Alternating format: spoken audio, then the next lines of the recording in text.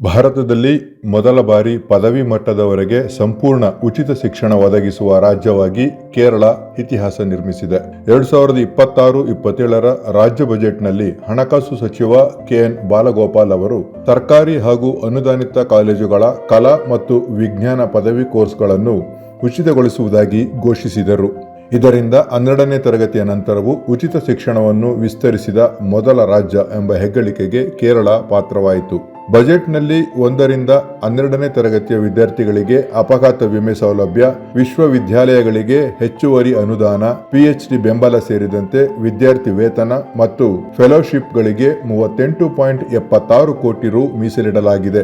ಆಧುನಿಕ ತಂತ್ರಜ್ಞಾನ, ವೃತ್ತಿಪರ ಶಿಕ್ಷಣ ಮತ್ತು ಭವಿಷ್ಯದ ಕೌಶಲ್ಯಗಳಿಗೆ ಒತ್ತು ನೀಡುವ ಗ್ಲೋಬಲ್ ಸ್ಕೂಲ್ ಸ್ಥಾಪನೆಗೂ ಪ್ರಸ್ತಾವನೆ ಸಲ್ಲಿಸಲಾಗಿದೆ.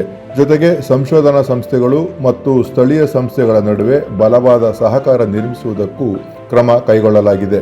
ವಿದ್ಯಾರ್ಥಿಗಳ ವಸತಿ ಸಮಸ್ಯೆ ನಿವಾರಣೆಗೆ ಸಾರ್ವಜನಿಕ ಹಾಸ್ಟೆಲ್ ಆರಂಭಿಸಲಾಗುವುದು. ವಿಶ್ವವಿದ್ಯಾಲಯಗಳ ಚಟುವಟಿಕೆಗಳನ್ನು ಬಲಪಡಿಸಲು 259 ಕೋಟಿ ಅನುದಾನ ಘೋಷಿಸಲಾಗಿದೆ. ಶಿಕ್ಷಣ, ಕಲ್ಯಾಣ ಮತ್ತು ಸಾಮಾಜಿಕ ಭದ್ರತೆಗೆ ಗಟ್ಟಿಯಾದ ಒತ್ತು ನೀಡಿರುವ ಈ ಬಜೆಟ್ ಮೂಲಕ ಕೇರಳ ಭಾರತದಲ್ಲಿ ಉನ್ನತ ಶಿಕ್ಷಣಕ್ಕೆ ಹೊಸ ಮಾನದಂಡವನ್ನು ಸ್ಥಾಪಿಸುತ್ತಿದೆಯೇ ಎಂಬ ಪ್ರಶ್ನೆ ಈಗ ದೇಶಾದ್ಯಂತ ಚರ್ಚೆಗೆ ಗ್ರಾಸವಾಗಿದೆ.